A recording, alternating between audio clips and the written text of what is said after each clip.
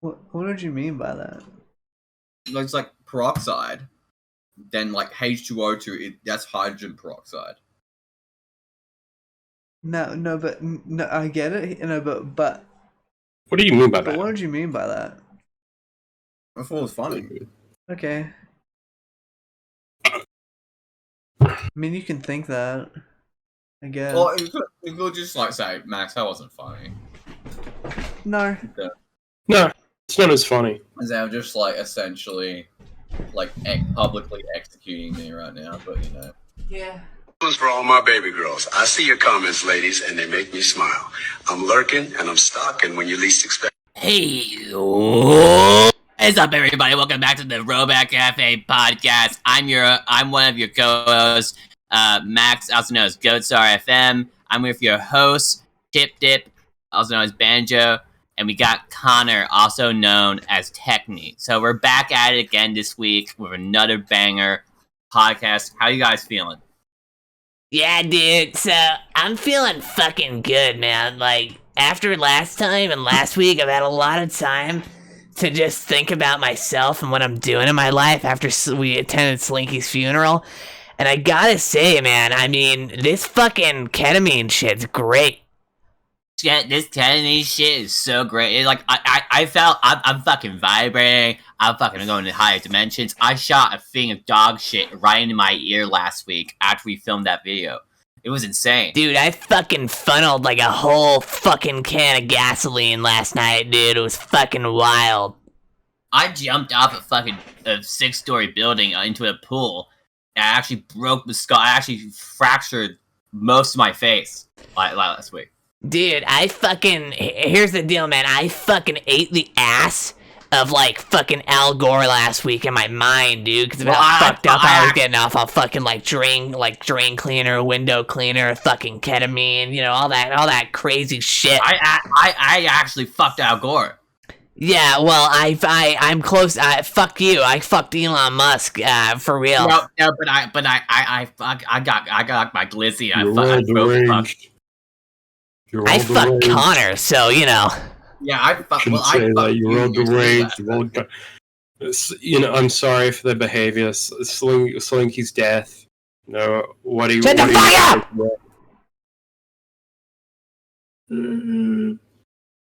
I am in the fucking height of my game. I fucking vibe. I've never been better than I am right now. Shut the fuck up, I'm fucking vibrating right now. I'm fucking vibrating. So, you guys see that Elon Musk became the largest shareholder in Twitter, I think? Yeah, I saw that. Isn't he like part of the board as That's, well? I think board of directors is literally I think that's just a nicer way of saying our group of shareholders. Yeah. I mean, it's the group of shareholders that actually attend the meetings. Yeah. Instead of just look at the number go up. So that's interesting. Yeah. A mood of mine said, "Wake up, babe. Reddit 2 just dropped," or something to that prevail when it happened. Do you think it's gonna become? No, I wouldn't. But Elon Musk is just gonna block it. Gonna send your IP address to yourself if you mention the word union. Yeah, if you talk about cobalt mines or or unions or anything in that sort of like holidays. Oh, you should be allowed to break during your shifts. Oh, fucking hell. Wait. Elon Musk wakes up with his big Nike hat on, like sweat panning his face. Yeah. Goes to the mirror, he washes his eyes. He sees the word. He sees the term union painted in blood on the mirror, and he screams. And what's up? What's wrong, babe? It's they're demanding health benefits. Yeah, I know. And I know you guys know because I told you last night, but for the podcast listeners, I applied to 2 jobs last night, and in those jobs they made me fill out like a sort of like questionnaire, and it was like quite like it shows like an image and like a text or like a text thing, and it's like, is this you or is it not you? and one of them was a give me a break. And then the other one was no overtime. Trying to, just very funny, because it's like, obviously the correct answer there is no, of course I don't want a break. Of course, I would never want a break. I want to work 12 straight. I want to work 12 straight uninterrupted hours just for you. You don't even have to pay me. Yeah, I just love working so much. It'd be insulting to say that I'm doing it for the money. Yeah. I didn't have overtime. I fucking love being here. You're like the reincarnation of Dobby. No, I'm not Jewish, but... Do you have that massive Star of David on the floor of your house, though? No, that's a pentagram, Connor. I think you confused... Yeah, but... No. I guess that makes sense. I mean, there is a cauldron right in the middle of it.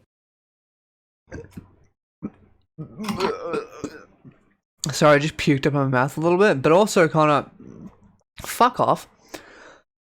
Okay. Oh.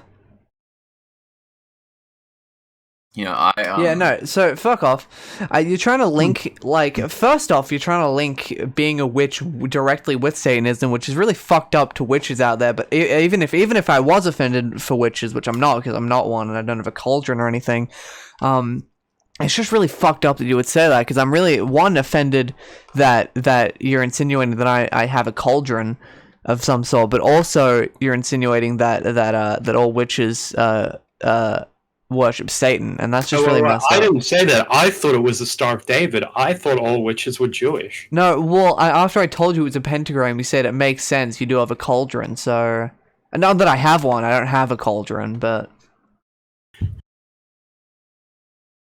Why you had? I always had this hypothetical, but I told you this before.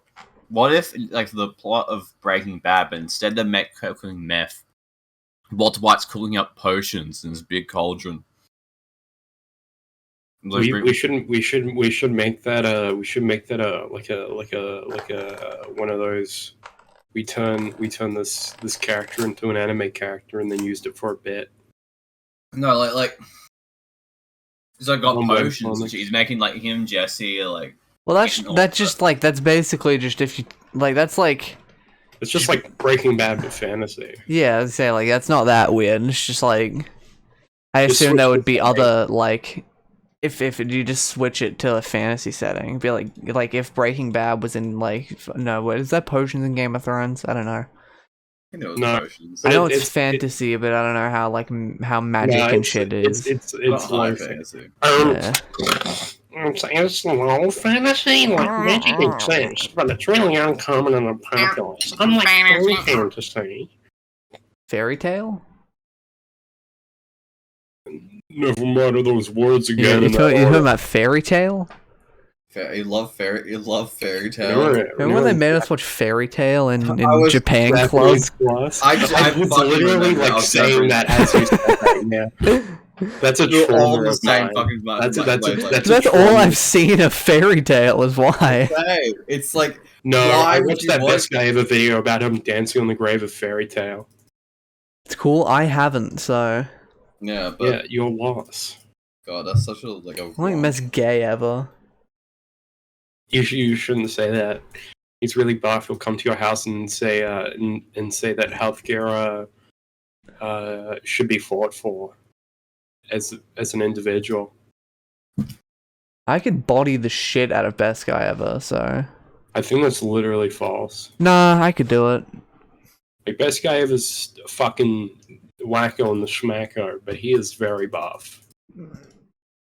Nah, I could fight him. You just have to say that. I just think that Killer kills a 7 out of 10. I don't know, man. You just start crying on the floor. You could say that to any big anime too. Fuck you, so Kill is epic. I've never seen it, but I don't know. Trigger shows are just sort of they're not bad, but they're they're not the greatest pieces of media I've ever seen, you know. Killer Kill's a solid 9 out of 10. It's not perfect. but it is yeah. for what it is really good. Kill la Kill's probably tied with Gurren Lagann as my favorite like trigger shoot. It was Like- one of my first animes. Wasn't Gurren Lagann a Gynax show? Yeah, but the basically the exact I know same staff, but you know. Yeah. So yeah, that's what I was saying. Like, for what it is, those two are the best at what they are. Well, but would you count Fully Cooley as a trigger show? Because I feel like that's Yeah. like, if you're counting that, then I don't know. I haven't Yeah, seen. but I'd fucking talking love Fully about- Cooley. Yeah, I'm talking like Fully Cooley feels a lot different. Like Fully Cooley is a lot more experimental, a lot more weird, and it's a lot shorter. But for like a full show, like both Gurren Lagann and Kill la Kill are trying to be like full shows. even Yeah, if I they're not guess. that long. Where Fully Cooley's just doing whatever the fuck it wants. Yeah. Which I think is awesome, but at the same time, I think it's more comparable to like an OVA rather than anything else. I think it is an OVA, right? Yeah, So, like I think it'd be fairer to compare Fully Cooley with like Die Busters or something. with Inferno Cop, yeah. Yeah. You never Yeah. compare anything with Inferno Cop. That's just mean. That's just like insulting to Inferno Cop and to the audience. Mm. Inferno Cop's an unironic masterpiece. I just believe that. So you guys playing the new Lego Star Wars or? Actually, it's not new. It's It's not- just it's a not compilation of previous Lego games. No, it isn't. Then it's a remake of all of them, Connor. I didn't actually know that. I just thought it was a compilation. No, it's a full remake. Like that's why it's such a big now deal. Now I being a loser bit went from unironic to just true. Well, I played the game, so I'm sorry I didn't keep up with it. It looks fun. I've always wanted to play Lego Star Wars, but I could never emulate it. yeah. Well, I bought it on Steam yesterday. It's pretty good. I should buy it.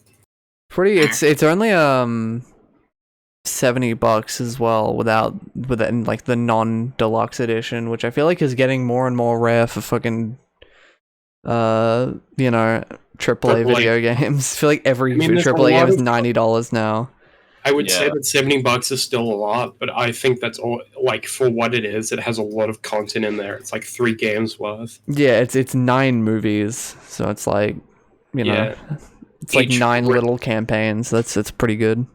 Yeah, but And like each- shit tons of unlockable characters and side content Yeah, and everything. yeah, like it's a remake of a game of 3 games. It's like With the Crash Bandicoot remake. yeah, it's like Insane Trilogy or the Ignited Trilogy. Like it is expensive, but I think it's one of the few games that gets to be because of how much content's there. It's not even a remake of 3 games. It's a remake of like a bunch of weird, because Lego games were done in a weird way. Because like I know The Force Awakens got its own like solo Lego game, and then I don't know if episode 8 or 9 even got Lego games or what. And then I think Hold on, I think nearly the went past this. prequels were all in one or something. I don't really know. Yeah, the originals and the prequels were like 3 in 1. Yeah, I don't know. So they were like 2 separate games, like 1, 2, 3, and 4, 5, 6 were all like 2 separate games. So you're at least getting 2 games. You had to play I wonder if there's the two guys kissing from like episode 8 or whatever the fuck there is in the Lego game, you know? Probably. Star Wars' first gay characters. The first Star Wars is first fucking gay homosexual. 2 boys on the side of the screen that can be cut out for fucking China and Got it, Singapore and Arabia and Yeah. everywhere else where they hate gay people. It's crazy how like Well, Singapore, like, I mean, America also hates gay people, but you know. but like they pretend they're not, but they do. But what's the fucking? What was I I'm gonna trying to say? look. Oh yeah. Yeah. Hold on. Lego Do you Star ever think Wars. we'll get like? Speaking of remakes, do you think we'll ever get a remake of, or like at least like a remaster of like MGS fucking, like MG like the old MGS games, or like even like even stuff Do like they even like a even really remaster. need- of like. Do they even need PS4. another remaster? There already was a remaster for the PS. Well, yeah, but it didn't include like. They did the PS3 remake collection years ago. Yeah. But it wasn't remakes. It was just like re-releases. Although interestingly, I guess Nintendo must have something to do with the Twin Snakes because they used actual MGS1 instead of the Twin Snakes in that. Maybe people just don't like the Twin Snakes. I don't really know. Yeah. I mean, like, I think that, like, for example, do games from, like, 2000 and, like, the early 2000s really need remakes? Some of them do. Depends what they're on. Yeah. Like, I would argue I would always say one of the game I really, really want to get a remake is well, there's two. There's Persona 3 and there's Kingdom Hearts Days. Which are both Persona 3 is just because like half of its content is like locked behind like two separate versions, and the fact that it's just like kind of grindy. Persona 3 really needs a definitive version. Yeah, and then Days is just because it has such a good story, but it's trapped on the DS. Yeah. Yeah, and it's like weird, and it's like a lot of the weird. But the problem is, here's the thing: should a remake? I think there's like a difference between a remake and a remaster. And that sounds like obvious, but I think it's in design philosophy, right? Like, if they remade P3, would they make the game less bullshit? Like, I think it would be objectively good if they did. But in that way, you could argue it's not like a remaster or a remake. It'd be like a different version. I don't think that really like, matters. Do you though. change the gameplay for a remake? I would say you should, because that way you get a chance to say these were pretty shit design decisions in retrospect. Because even though you do a remake, it doesn't mean that the old ones disappear. You can go and play the original Days if they make a Days remake. You could bust out a PS2 and play the original PS3. P3. Well, I don't know. You can argue what is and doesn't constitute and what a remake should be. I don't think it really matters. Yeah. I think in general, the idea of a remake is taking an old game and putting it in a mod, specifically a remake. Because to me, a remaster is kind of just like update the graphics. Yeah, it's just like we sort of put a fresh coat of paint. Like a good example is the GTA remaster or whatever. As much as like people don't like those, like it. To me, that's sort of what a remaster is in my head, where it's like literally just take the game and you make it look prettier and you put it on a new platform. The Crash Bandicoot games, I think, are a fantastic version of a remake. Yeah, when you fully redo the thing. Yeah, where they added in some bonus content, they fixed a bunch of stuff, they fixed some glitches. It's on a whole new engine that works completely differently. Yeah, well, technically the GTA games are on a whole new engine. They just ported all the shit over from... Yeah, but like gameplay-wise, like adding in the time trials and all that, Yeah. I think P3 would benefit from a full-scale remake, and it doesn't have to be like pretty. I just would like it to be more... P3 is that it's incredibly bullshit, in my opinion. It's just really, really, like, if you...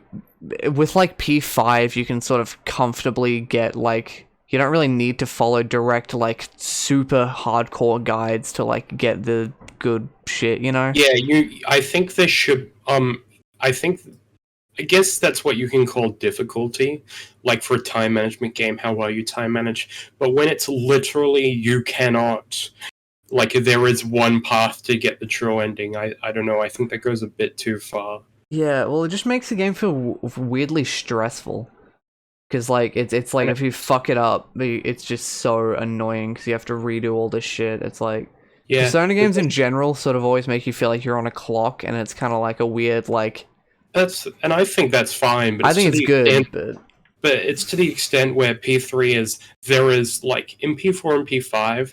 There's at least like 7 like ways you could do things, like 7 parts you could, and this is more for P5 than P4 because P4 is a lot lenient, quite lenient actually. Like you have a whole extra week. Yeah. But P5 exactly, like there is more than one path you could take, and some's easier, some harder. But There's also the fact in P3 you can't do a second playthrough, you can't do a new game plus, which I think is good because I like the aspect of being on a clock, but I also think I want to enjoy the like if you do P5 or P3 or whatever, there's tons of content like gameplay wise that you just miss. I like New Game Plus in Persona games. I think because and like if New Game Plus didn't exist in P4, I would never get to do any of the side quests. Yeah, Or because any of the extra like the second bosses or any of the or a bunch of interesting gameplay stuff. I think it's just like a good reward as well because Persona games like even if you're not really necessarily overcome like anything incredibly difficult, it's a reward for just like it's a reward for just putting so much fucking time into it. Yeah, I would say there were a couple of really difficult parts of Persona, like I think especially towards the very beginning and the very end when you don't have much lenience. But but there's not really that much parts of. Well, actually, that's wrong. Apart from the boss fights that are, individually difficult, it's more it adds up over time. Like it's an endurance run. It's not something like Super Meat Boy, which is super difficult but super short. Yeah. I'm playing PVC the whole time. Wow. Yeah, I and that's why I kind of like playing Persona games on New Game Plus because it's like as a reward for putting all time in, you can just turn your brain off and just run with your busted ass Personas and then do whatever you want. You don't have to worry about like leveling up your stats or anything. You can just like you can do a bunch of the content that you miss. Like, how many times did you actually go fishing in P5 on your first run through? I don't think I ever went fishing. I think I went fishing once because I think it makes you go fishing once. Yeah, but like on New Game Plus, you can just have that. You can do the things where you can practice. You can upgrade your stats. You could do those sorts of things. Not like the gameplay stats, not the. Yeah. Well, you can do like a lot more, like not a lot more combat. I mean, if you want to do more combat, sure you can. You kind of have the option because you can just like choose not to have the busted personas, but. Yeah, I've never beat P5 New Game Plus because I was like midway through and then P5R came out and I was like, well, I'll just play this. But like I really enjoy playing P5 specifically New Game Plus because it's just like fun to just go through fucking palaces like mindlessly. It's just I don't need to bring up a spreadsheet. Yeah, it's just like it's easier. You don't have to like worry about leveling up. Like, oh shit, I would love to do that link, but I need to fucking raise my fucking courage. I'm on level 9, and I want to see this, conclusion to my arc. But I'm gonna have to put it off for 3 hours, and then my emotional investment will go to 0. Yeah, it's been so long since I did it. Oh well, gotta leave. Next time, play Persona 5 next week on a Sunday. Yeah, I like Persona. I haven't played. It's been ages since I properly played one. You should, but it's a lot of time. Like I have. It's a big commitment, but it's fun. I think it's good to play Persona in arcs. Like in Persona 4, you can see like every big dungeon as an arc. And I think if you split it up like that, it's a lot more manageable. But the problem is remembering what you have to do. Yeah. I think I talk shit about it, but I do think following a walkthrough just makes the games a lot more bearable. Yeah, it depends in what, like, I don't like doing like, P4, I've never done a full-scale walkthrough. I mostly kind of just vaguely get, like, what I need to do out, Yeah, but I mean, first time, I think it's good. I mean, that's, like, in P5, because P4 has the most slack out of all the Persona games. Yeah. You have 2 full weeks extra. I mean, unless you're planning on doing all the fucking side quests. Yeah, you should only really do that if you're doing it second time through. Yeah, I like P4, but P4 is like it's P4. I don't know. I kind of I never stress myself to like get the all the social links and shit on my like first playthrough of Persona games. I'm just like, Yeah, you should. If you want to have a bad time, you can do that. yeah. I just get the bulk out and then New Game Plus. Yeah. I do them all. Yeah. But anyway, go on, Max Max. up your stats. Do Yeah, but your I party just, members. it Do just the ones seems you like like. really, it really seems really intimidating to get into Persona. It seems like it, but once you're in it, it's not. It's like, it's super like, I don't know. It's maybe it's because I'm used to it, but it's such a like it's a game it's because it's like a schedule based game, so it's like it's basically you just run through the motions of each thing. Like basically you it's just a lot of planning. Like that's why it seems intimidating, because it's really long and there's like you there's not a lot of time to like have slack. Yeah. But like P5 is such a, I don't know. Maybe because I'm used to it. Yeah. So it's like a turn your brain off game for me. But like, it's like fun for example, for example, there's so many points where if you don't know, you can just fuck yourself over. Like in P4, if you don't know that the beef bowl challenge, how good it is, like that can waste a whole week's worth of stat upgrades if you just don't know about that. That's half your slack gone. Like, there's also the fact where you can just, like, on my first playthrough I did when I was, like, midway through high school, I wasn't that good at the press turn system. Like, I'm still not a big fan of grinding, but I have, like, a much better tolerance for it. Like, I enjoy JRPGs in the boss fights and basically nowhere else. There's also the fact where Persona really encourages you to use items, and that's something that you have to get into.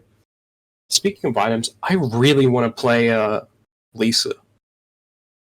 I really want to play the second game specifically. I don't know.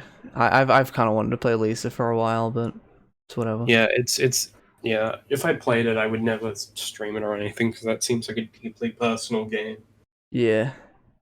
Anyway, Max, I feel like we're cutting off I feel like we're like just I sort think of. this is good. I think we should just mute Max. No, I'll leave. You guys can just do the podcast. It's like we'll just talk about how much we fucking love Ryuji Persona and Yosuke and jack each other off. Yeah. Yeah. Yeah, That sounds like a make great sure you episode. add the Yosuke game on. Yeah. That I wonder if that, I know they added that, but I don't know. Yeah. Yeah, you should play Persona. You have P4G. You may as well. Yeah, I do. Like P4G is way easier than P4. P4G is just better than P4. It's just That's true, It's but like, it's also you know. one of the reasons it's better is it's much less bullshit. Like Yeah. the skill system really saves your ass. Wonder Yeah. how long it'll take for Max to realize I muted him. it's like you just said it, so I know. Yeah, fuck you. Can't even I like fucking click his icon. like that shuffle time in P4 was like in P4G is like not so much work. Difficult at all. Just annoying. Yeah. Like in P3 it wasn't even hard, it was just annoying because it's like fuck. I have to do Sometimes this now. it gets bullshit. Like it's either that's super easy or that's literally impossible. Yeah. Like there is no in between. Like it's either Max, I unmuted you. Yeah. Cool. Yeah. Thanks for muting me, arsehole. Thanks. You could unmute yourself. That's like a thing you could do. We all have equal privileges. When you mute someone, it's only on your end. So. But anyway, the sentence still drains that you just muted me. So It's only if you're a if we're in a server and I was server operator and you server mute someone that everyone doesn't hear it.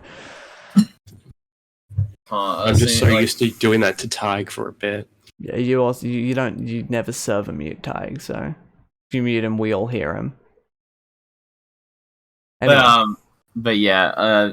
Anyway, Connor, I'm gonna slash your tires here, your motorbike. So Yeah. That's cool. Nothing else. That's just fucking awesome. Yeah. You know, Persona's pretty not that hard, except for the boss fights, which are kind of bullshit. Like a little bit. Like you need to understand the intricacies of all the boss gimmicks in order to properly do it. I never found them that hard. Yeah, because you played them so many times. Not even. On my first playthrough, I feel like I got most of them. Maybe like some that I like have had I to mean, like the Google Yukio it. one is pretty bad. I think Yukiko's fine. I don't really have a major gripe with a lot of the P4 ones. Main thing I had a gripe with, which was interesting, because I know it's like half the people who play it hate it, and then half the people who play it are fine. But fucking Haru's like dad in P5, I tend to struggle on. But I think that's just up to if you have Haru on your party or not. So Yeah. One of the big problems with Persona doesn't really show health, does it? yeah, it does. Of enemies? Yeah. Oh, sorry. For some reason, I feel like it didn't. No, it does. It doesn't show them like a giant big boss meter, but it does show when you hit it, like how much it generally takes. Yeah. But yeah, Max, you should play Persona, especially if you don't like turn-based combat, because it is like, it's a really good, like, it's not super like, it's relatively straightforward for turn-based combat, but it's also like actually fun. Yeah. It's not like really like there are some you could play like FF7 and get really like overwhelmed with like ATB shit and like all this other, you know. I think FF10 probably is a good one for turn-based as well. I don't know. I haven't played it, but like P4 or like P5 especially. One of my big gripes is that most bosses. One of my big gripes with the JRPG genre is most bosses are immune to most status effects, which pisses me off. Yeah, it's annoying, but it's like whatever. I can see how, because like SMT in general is so built around you like debuffing and buffing and doing all this shit, so it is a bit annoying when it's like you can't do that in a boss. Yeah. Because it's like, what, you literally teach me that this is what I have to do. Yeah. I mean, the problem is, right, specifically with status effects, the status effects are only worthwhile if you're doing a long fight. And what are most of the long fights? Bosses. And what are the enemies that are immune to status effects? Bosses. Yeah. Like, what, you're gonna use poison on? You're gonna use poison on a random enemy that you could kill in one hit? Yeah. And wait 5 turns and just waste SP and just use that, or it's like, it's really stupid, but... Yeah. Poison! Anyway, we've been talking about Persona for like half an hour. Yeah. Let's be funny. Well, fucking, poop, sex, diarrhea.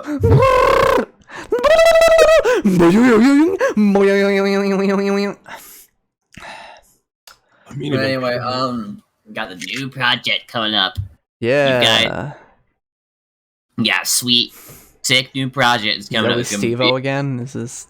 I don't know what I'm doing. Yeah, we got a new main channel upload in the works this weekend, man. It's not an April Fool's one. It's gonna be like an actual upload. It's gonna be sick. I'm actually genuinely excited because I am as well. We would have recorded this by the time this video comes out, but anyway. Yeah.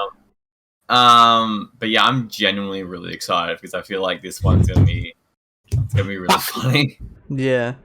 Sorry. I think it might be a little bit annoying. I don't want to say too much about it, even though it doesn't matter. I kind of like building hype and being cryptic because it's funny.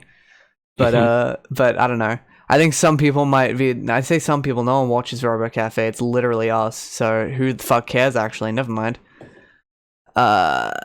Fucking, yeah. Just so you know, like, it's gonna be more... It's gonna be very schizophrenic. It's gonna be crazy, dude. It's gonna be crazy. You better get another pair of pants because you're about to fucking piss your britches. I'll probably edit this one, like, more... I don't know. I want to be more conceptual and cool with Robo-Café editing on main channel, so it might be a lot different than the last one. Not in terms of delivery, more in terms of just visual presentation. Because last one was very much like, it was, I don't know, it was very straightforward. It was fine. It's very textbook YouTube-y, but like, I'd like to do a little bit more interesting things. That's why, like, you can see I made a new channel banner and everything for it. You know, because I've seen $1 Million Extreme World Peace, so, you know. $1 Million Extreme is very sad world inspired, you know. Yeah, I feel like MDE is really just sad world build, you know. I think with Sad World 2.0. I don't get over your head, man. We're not gonna be sad about it, but as much as we want to. Noah Monk is extremely just naturally funny, so we don't have that. Like motherfucker was like an I actor. have that. I don't know about you guys, but All right, don't fucking calm down. Connor always Connor says, I don't need to do any of the editing or anything because I'm the funny one. The channel would be dead without me. And look, the thing is, you're totally so fucking right, and I understand that, and I do give you head every time, we meet up because of how fucking funny you are, but you have to, step out of your big cowboy boots a little for just at least 1 second and just see. They're not cowboy boots, okay? They're cowgirl boots. Okay, well, same fucking thing. You put spurs on them, so, like, Yeah, be careful, otherwise those spurs will be up in your face. Fucking cut a little star sign into your mouth. Eat my spurs. Vile beast, eat my spur. Jangle, jingle, jingle, jangle. I think we could be I think legitimately we could write a funnier Simpsons episode than what The Simpsons writes. Well, it's just like so like safe now. That's the thing. It's just fucking annoying. It's bad. It literally, I was saying this earlier to Max, it literally just makes I think it makes just money in like Brazil, and that's like the only reason it keeps going. It's because it's like still profitable. I think that's Family Guy as well. I don't know why Brazilians love TV animated sitcoms. No, Family Guy's still popular with like 12-year-olds. No, Family Guy, I think Family Guy, it's weird that they haven't had more of an official YouTube presence. Yeah, because Family Guy clips that's the best part of the show, because each Family Guy episode has one good joke. Yeah. So if you just take that one good joke and like put it in a compilation, you can watch that for fucking hours. Yeah, because Family Guy is like I get so many Family Guy clips recommended to me. I can't stop watching them. I fucking love Family Guy. You're so right. And like I can't stop when he says it, and it's just like I can't get Peter out of my head. I'm thinking about him and the chicken and everyone, and I can't. You're joking, but like I'll see a Family Guy bit, and I'm like, this is probably gonna be really terrible. And it'll be a short, it'll be 5 seconds, and then I'll be like, that was kind of funny. And then I'll scroll down for fucking 5 hours. I fully love Family Guy. Like, it's ironic / unironic. I like the earlier seasons for like their legitimate humor. I like the later seasons just to like laugh at how bizarre and strange they are. I love Family Guy. Video game has one of the best jokes of all time. You know that bit where Brian Griffin says, if you play a start and A during this cutscene, a woman will show up, and then it skips the cutscene. Yeah, that is a really fun like thing they did, like taking advantage of like the medium they were in. I think that was like, even before Sonic Inflation Adventure, that was like the first Doki Doki time moment. I don't think... So true, no, that's so true. Family Guy video game...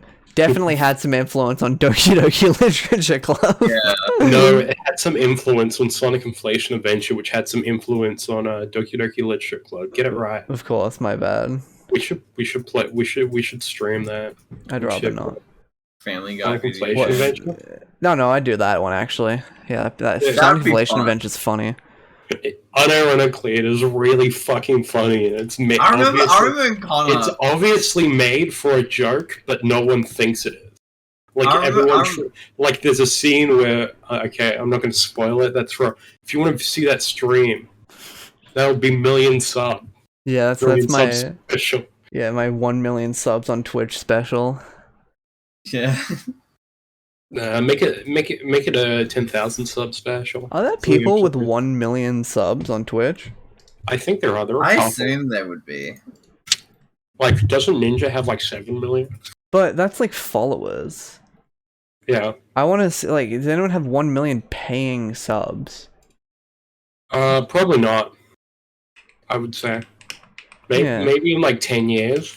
I would maybe. Yeah, maybe Twitch isn't big enough for that. Well, no, it's just there's like, for example, on YouTube, it's like comparing like subscribers to people who get a membership. It's like a 10,000th. like you'll have 10,000 people who subscribe because it's just a click of a button to someone who pays for a membership, because that's like a big investment. Yeah, see, no, I can't find info based on level of subs, only based on level of followers. What a shame. I mean, so followers on Twitch and subs on YouTube are the same anyway. No, I know. I'm just trying. I want to know specifically subs, because that'd be insane if you had 1 million like paid subs on Twitch. That'd be like 5 million a month, wouldn't it? Something like that, yeah, around that. Because $5, I think, is tier 1s, and then there would be a percentage of that which would be tier 2 and 3. Though weirdly, I don't think I've ever like. There's always, you know, like the tier 3 to Pokimane, like funny, you know, bit. Who tier 2s? I don't fucking know. No one. Because it's like you're either just like, I'll give this person some money, or I really want to support this person. Yeah, that's what it's the thing. It's like, oh yeah, I'll throw you some bones, or like I'm your biggest fan. Like I feel like the amount of tier 2 subs must be a very, very small percentage. Yeah. Because who are like, this guy's reasonably funny, I'll give him a reasonable amount. Just Let's be reasonable here. Let's be reasonable here. He has a you're funny, but you're not that funny. Yeah. I'm not. Yeah, it's weird. He has see Yeek IV I.V full gameplay overview they did. Looks sick. No.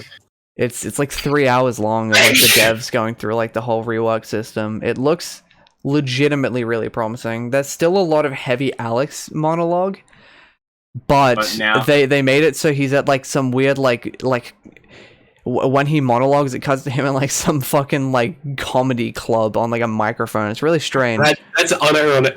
I'm gonna say that is the best decision they've ever made. That is unironically great. It's so and the idea of like Alex Yeek saying that, like describing his adventure on like a comedy club, and this is like a bit he's doing. Yeah, it's pretty cool. There's some really visually cool things in the update. Like the new battle system has like this weird cool layout, and like hang on, this is actually a really good example. Fix the battle system. Fix like a good chunk of the dialogue. Fix the ending, and you'll have a genuinely great game. Yeah, like I think a good majority of the dialogue in Yeek is fine. It's just there were really like the bit where the black guy goes, I forget his name. I'm sorry, I'm not a big Yeek head. Claudio talks about how he can how he knows how to lockpick so many cars. That just feels like the guy who made the game talking about how much he knows about lockpicks. Like those sorts of things, they really stand out. And if you just change them a bit, and like change the framing of Alex a bit, change the ending, and change the battle system, there is a ton of potential in Yeek. Like, that's why I've always thought Yeek is so interesting. If it was just dog shit, I wouldn't care. But it's so interesting. That's the thing. Even when the story of Yeek was I imagine the story won't be fully fixed with this update. I imagine there still will be some bullshit. But the big thing with Yeek and a new ending, I'd be fine. And shout out to the Chip Dip stream. You know, I've done 2 Yeek streams now. And the thing that it always gets me with Yeek, and why I always say it feels really like when you play like an hour of Yeek and it feels like you've been playing it for 4 fucking hours because of just how like taxing like everything is. But it's more about I can sit through like Alex's whining and all that shit because like I kind of love to hate things. The thing that makes me legitimately dislike Yeek is how fucking abhorrent the combat is. Yeah. It's just so slow and annoying, and the new combat it's completely reworked, and I don't know if it looks good necessarily, but it looks better. It's on like an ATB system thing, and like there's no timing minigames or anything anymore. They're completely gone. And it's based around like you have like 2 shields and there's like bleeding effects, and once you stop bleeding you like lose. I don't know, they did some weird shit with it. It looks kind of cool. The only thing I will say is Yeek always has a weird thing with balancing. It's like, it's always funny that we just call it Yeek now. I just unironically call it Yeek. Like I'm having a legitimate discussion about it, and I will never call it Y2K. I'm sorry, you ruined it. Like, you can make the game good again, and I will apologize for the things I said, but I will never call it Y2K. Yeah. I will call it Yeek. Well, even on the dev stream, some people just were calling it Yik and Yeek, so I think it should become its name.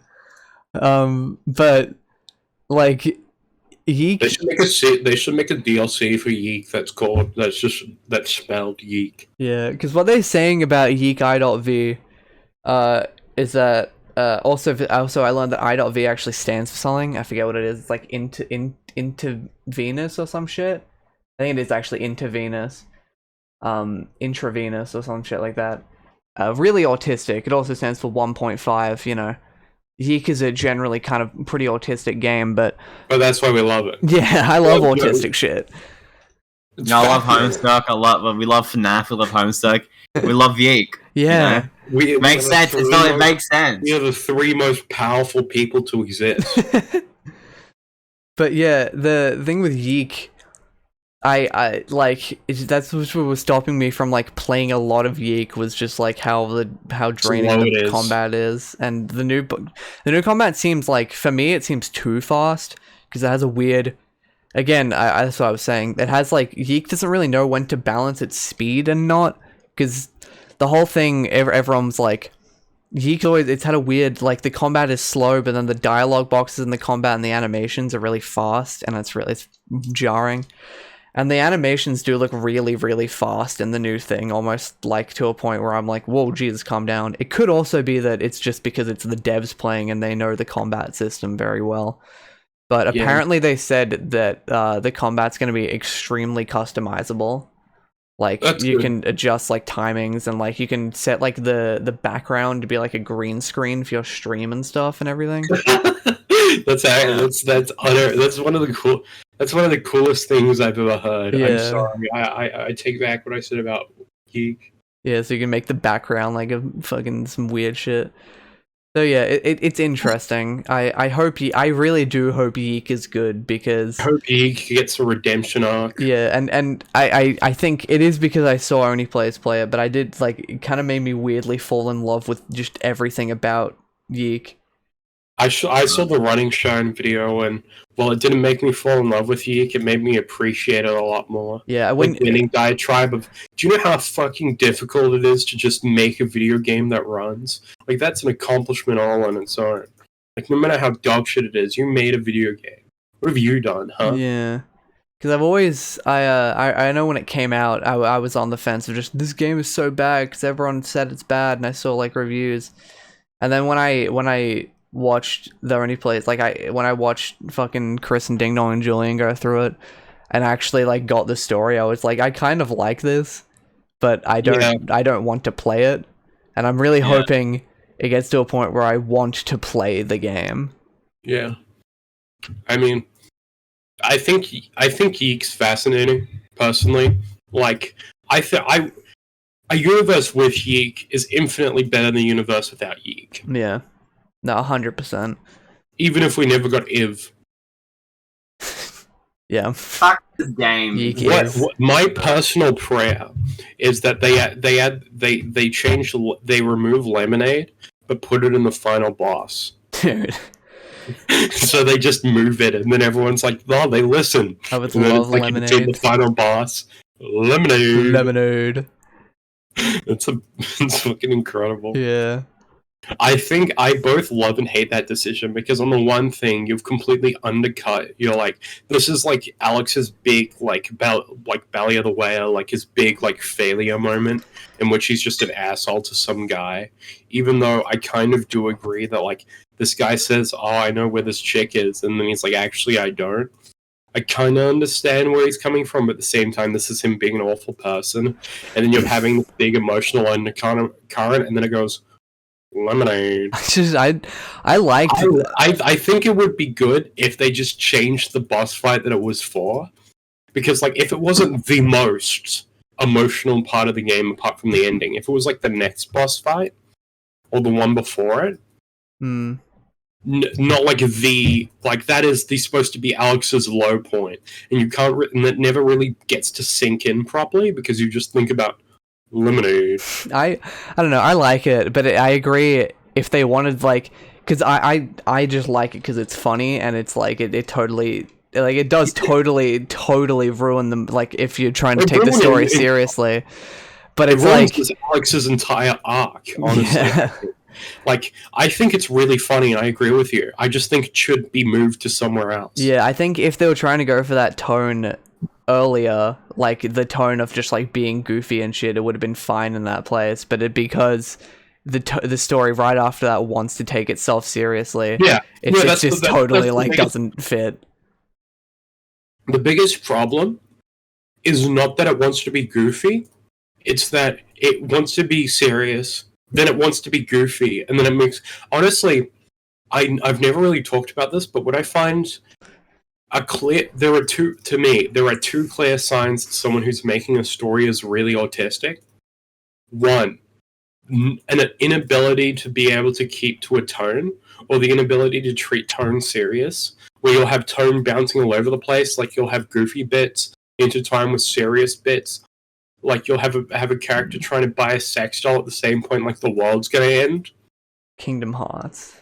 Yeah. And also the fact that the story ends up explaining both the start of the universe and the end of the universe.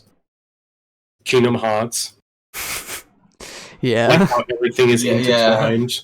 Like how, to an autistic person, oh yeah, the story starts at the very beginning of the universe, and then the story ends when the universe ends. Like, that is the case with Kingdom Hearts, and that is the case with Yeek. I think Yeek handles it better, but like, why did the Keyblade wielders create the universe? Why couldn't there just been something before? Because they can't just be dead space. Everything needs to be interlinked. Well, they didn't create the universe. Yeah, but everything in the universe leads back to Sora and leads back to... Yeah, like, they can't just be something by itself. No, I get it. Yeah, it's the whole you can't just. It's like you bring the scale up so massively, and like you have to bring it to this weirdly grand level to the point where it just is completely unneeded. Sonichu has that as well. It's like Nier does it as well. Nier and Kingdom Hearts are so fucking similar, but no one talks about it because I think Nier has less games. Is good. Yeah, Nier does do it better, I'll admit. But also Nier, because it has less games, and because both its games can be enjoyed for their story without the grand multiverse thing, I think probably it's like a lot of people don't know Nier 1 exists, you know?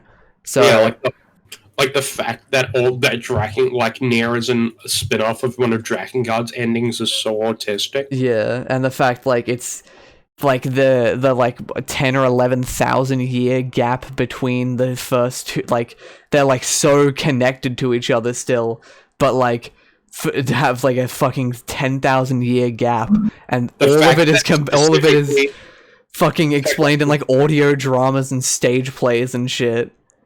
Yeah, the fact that specifically Emil shows up just when he needs to be. Yeah. When there's no proper he doesn't emerge before then. The fact that the fucking 9S and 2B fucking 9S and A2 are basically Nia and Kaine in a different context. They're based off they're literally being based off what people remember of being back.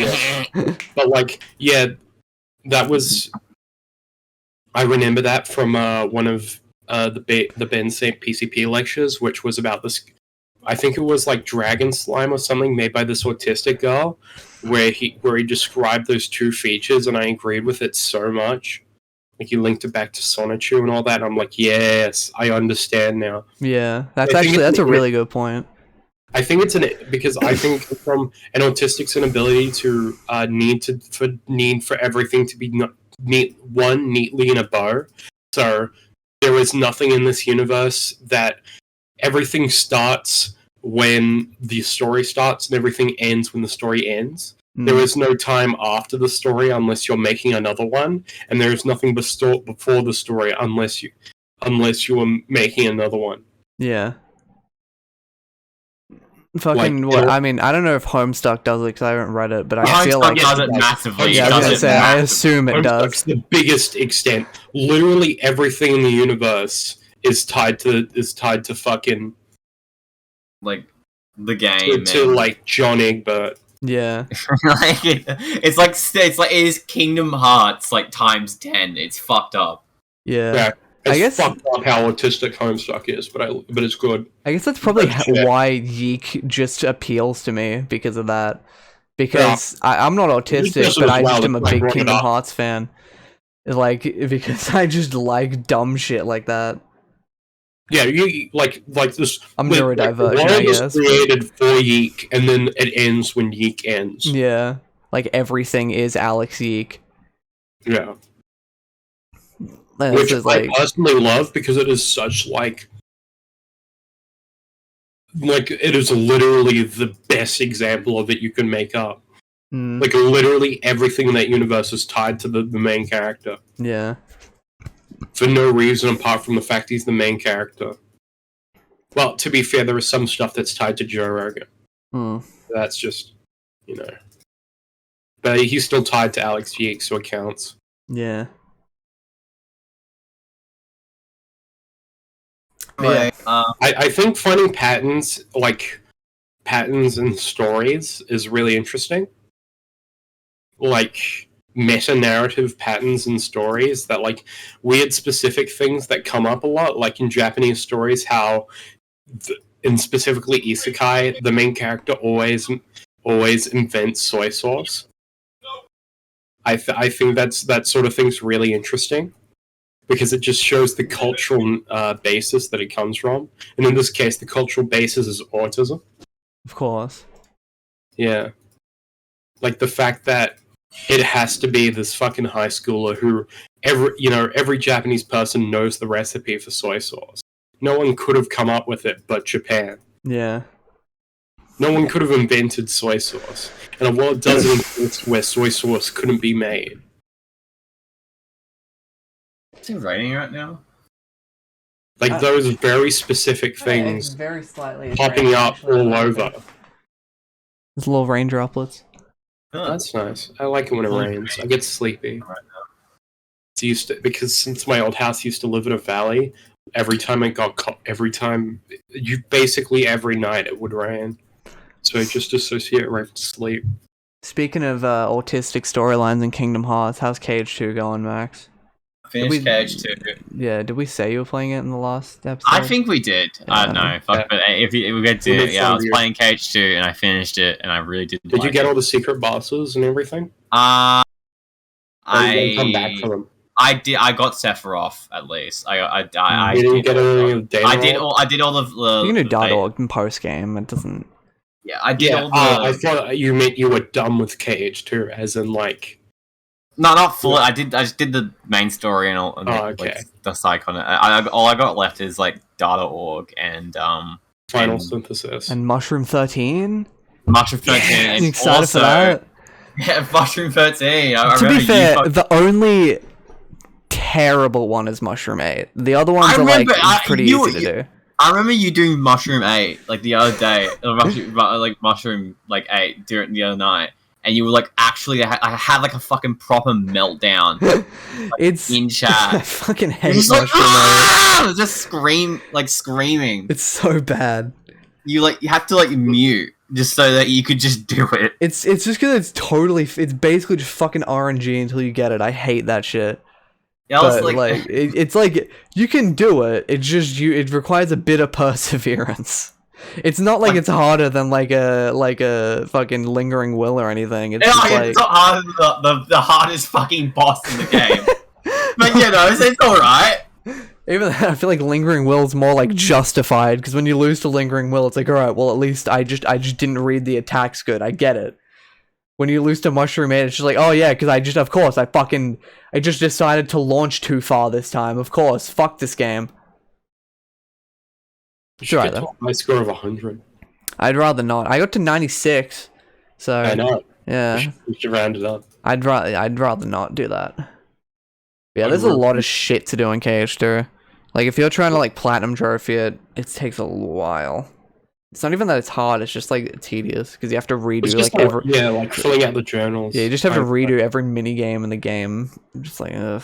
And get the high score, which Yeah. you usually get, but sometimes it takes a lot of tries. Some of them are hard, and then some of them are like literally just do it.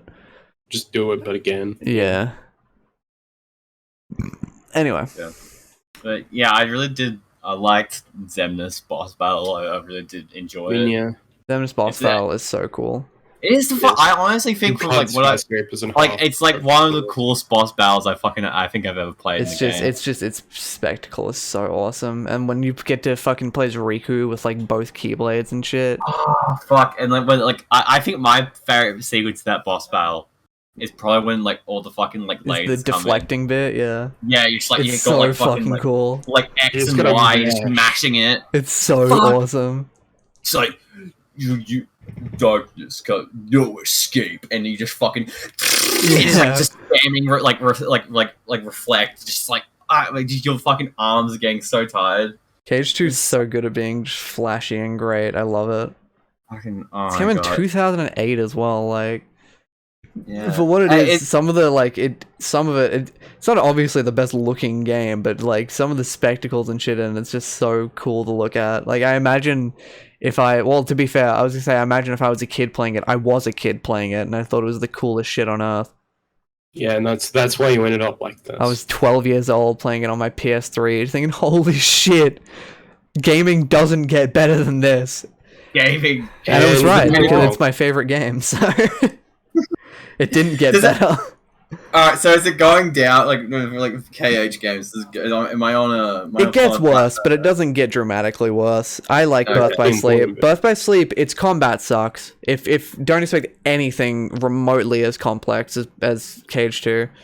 But it's not bad. It's like BBS has it's kind of fun making the commands and shit, figuring out what you can do with it, but it's a lot more brainless. Like Cage 2 is the one I come back to the most because it has such like in-depth and just really satisfying combat. Yeah. Like I saw a thing like the big, and I just understood it. I literally just clicked in my head today when I watched a video about it. Fucking sorry, Aiden's texting me shit. Yeah. Can't be gay. You play Elden Ring with me. I will play Elden Ring with him, but later. Yeah, no, because I realized that it's because Birth by Sleep combos are very like, they're super like snappy. It's like you push one button, you do one thing, you push one button, you do another thing. It's very like structured. Whereas Cage 2 and Cage 1 to a certain extent, particularly Cage 2, it's incredibly fluid, the movements between Sora's Keyblade. Like, they're not realistic, but they feel realistic. Yeah, the animations go, like, they just glide so well together, like one after another. It's really cool to look at.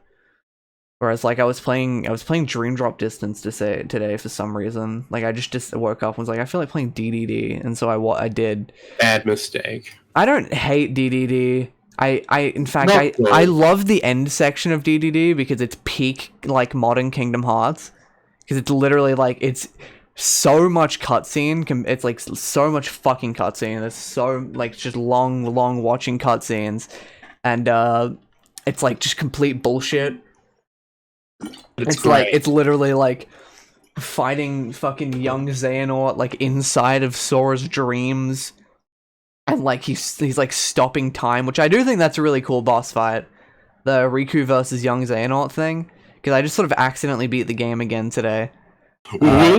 I went to the world that never was, and I guess I needed to beat it, or I hadn't yet as Riku, I don't know.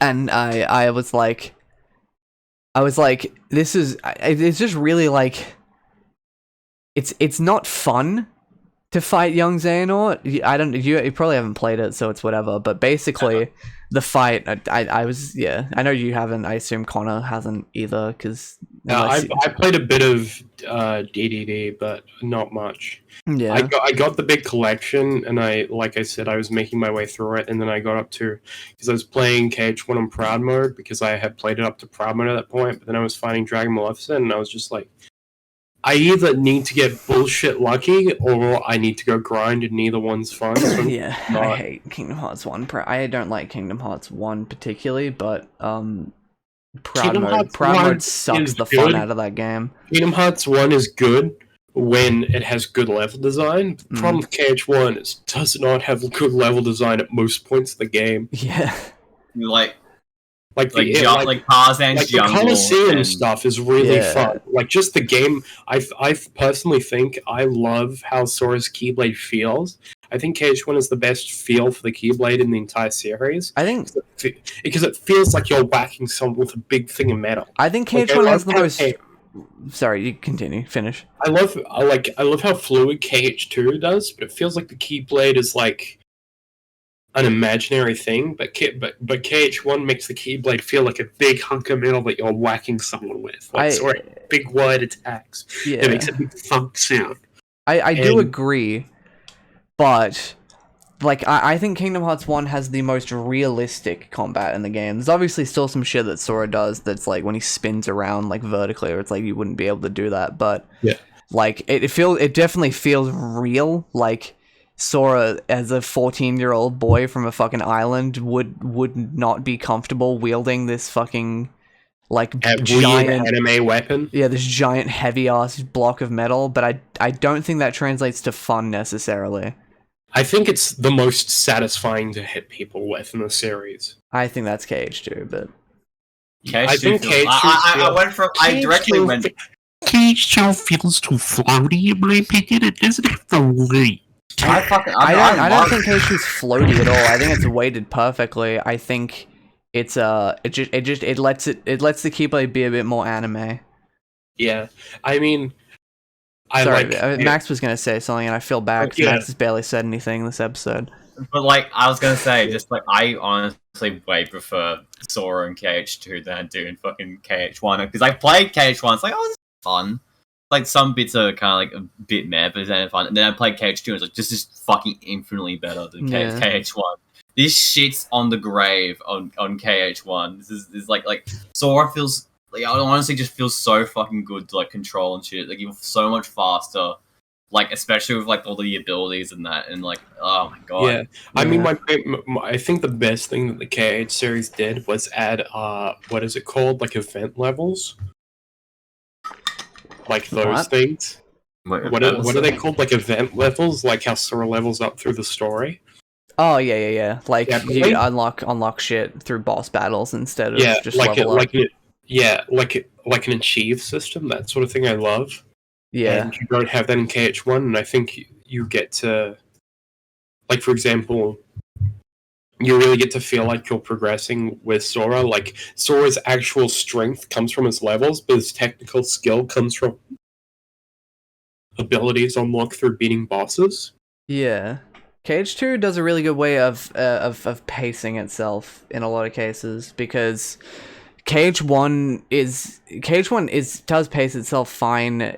Every game other like Birth by Sleep is weird because you can totally break it, which I appreciate in games. Like, I like being able to break them if you put enough work into them. Yeah, but it's also like it's not as rewarding, because Birth by Sleep, it puts like ability gaining and all that shit onto you. You have to understand how it works. Yeah. Whereas like KH2 owns its linearity. Like, whereas KH1 sort of pretends to be like, has these weirdly open spaces where you don't really know what's happening or anything, or like this, that. KH2 pretty much knows it's like, it's not a game for exploration. It is a bunch of hallways that feel open. Yeah, it's just you go from one point to the next, and that's fine. KH3 does have more open spaces, but it's made around it, so it's fine. And like, I don't know, some other shit. BBS is also linear, and it's fine with that, but like, KH is generally a linear game, except... I think that's fine. Yeah. I think JRPGs should in general be linear. Yeah, I mean, KH is a game based around going to a location, seeing a cutscene, and then going to the location, seeing another cutscene. It's like it's Yeah, not. and then fighting a boss and then leaving. It's not like Breath of the Wild, like about like Elden Ring, fucking like world based storytelling and all this, like, you know, Yeah. pace it your own way. It holds your hand, but it holds your hand in a good way. You bring Yeah. up Breath of the Wild. That makes me think about that. I want to play fucking Breath of the Wild again because this is like just the same time that like not no this actually the same, but just like I remember playing it like 2 years ago, and just feeling this is the pinnacle of like cause it's the same feeling with how I felt with with like Kingdom Hearts in general before starting it. It's like I'll just play this game. It's like I've heard it's good, but like, I don't know. I'll just play it, and I just get really fucking like addicted just to playing it. Just like this is the fucking greatest game of all time. You know. Yeah. I mean, my big problem with Breath of the I love Wild. Breath of the Wild. I think Breath of the Wild's super fun. My big problem with it is that there isn't that much progression. Like you Wow, can upgrade your never be stamina wheel. happy. Yeah. No, Connor You the can fucking downer. like okay. I think it's fine that weapons break, but I for fucking example, love that. you can upgrade your stamina wheel, you can upgrade your hearts, and you can get armor. And if you upgrade the armor, you break the game. And you can get the abilities, but there isn't that much outside of that. Like your actual like the fact that all the abilities are on cooldowns means that you don't really use them that often. Apart from Rivali's Gale. But like, I don't. The basic foundation of Breath of the Wild is fine, so there's no need for that. I actually do love the weapon break system because it's like I never really get attached to one weapon, and like I'm agreeing with that. I'm saying that like there are so many cool things you can do in Breath of the Wild, but you're never really incentivized to do any of it. Well, no, I mean you get the things more so for like divine beasts and shit, and you do like. I don't know, I used some of them a fair bit. Yeah. Like the fucking Yeah, but you never feel really like you're that different from when you got off the Great Plateau. Exactly. The game doesn't want you to be like that. It's not like Breath of the Wild isn't a game where you progress like a bunch, and that's good. I'm not saying that's an inherently bad thing. I'm saying that's not my preference. I'm saying that I want to feel like I have more options. I can do more stuff the further I get in the game, so I can strategize more. I think you're nitpicking and biased. Like it's the same thing. You should smash your Switch. Cry about it. Like I love games that like I don't know I love like so like Breath of the Wild. I think it's done it like really fucking well in the sense that like it has a. I think Breath of the Wild is a 10 out of 10 on the Great Plateau, and then gets progressively worse the more of it you play. Not to say it ever gets bad, but it just gets... I think it shows off too much too early. Like, the Great Plateau is one of the best gaming experiences of all time, but once you get past that... Like, for example, you get all the runes immediately. You know, basically immediately. Connor, from there you can... I get what you're going for here, respectfully, that's retarded. That's just fucking stupid. I think the opening for Breath of the Wild is mid as fuck. When it gets fun is when you're like in the mountains and shit, like late game. Really? Like when you're fucking and like I love those hype bits where you go into an area you're not really supposed to be in. Like when I just like finished like with some like the earlier shrines and that. I remember going up to fucking Garuda Desert and just like basically without any like necklaces and anything, just trying to survive, just making like meals every like 5 minutes just to survive in the desert. Like just that improvisation you get. Yeah. And how it forces you to adapt like minute by minute. To get to the cross-dressing segment. Yeah. That's like you had to see Big Buff fucking Ganondorf lady. You couldn't wait. It was fucking fun, but that was genuinely... The game sets it up like that because the heat-resistant armor you have to go to Gerudo Mountain to buy anyway. I mean, you go to like you go to like the fucking like the what's the fish people again? Fucking I don't know. Zora. The Zora village. I did that first, and it was like I it's think like everyone it did sets that you one up. first. Or most Everyone people does did. that. It's the easiest It's one, the and then closest. Yeah, it's like right next to you.